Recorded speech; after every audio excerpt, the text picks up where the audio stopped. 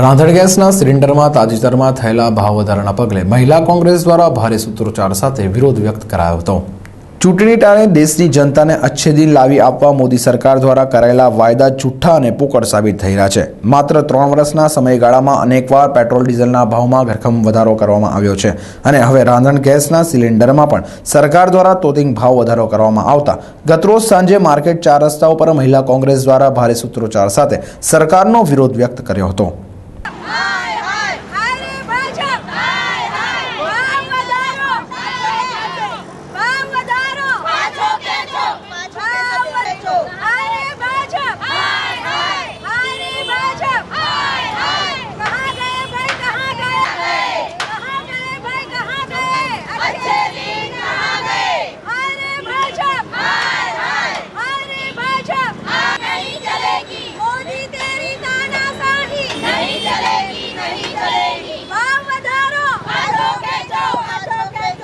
ભાજપ સરકારે લોકોને મૂર્ખ બનાવીને અચ્છે દિનના વાયદા કરીને જે રાજ કરવામાં આવ્યો કે અમે 2 દિવસમાં મોંઘવારી ઘટાડી દઈશું, આજે મોંઘવારીએ માજા મૂકી છે।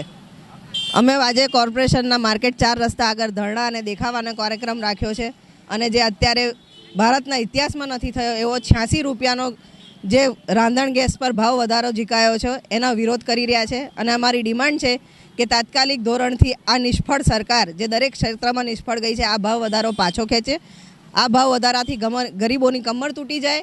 આવા ભાવ વધારા તો કોઈ દિવસ સાંભળ્યા જ નથી અને આ ભાવ વધારા કોઈ દિવસ સમાજ સાખી નહીં લે। અમે ગુજરાતભરમાં કોંગ્રેસવાળા અને આખા દેશમાં કોંગ્રેસવાળા દેખાવો કરી રહ્યા છે।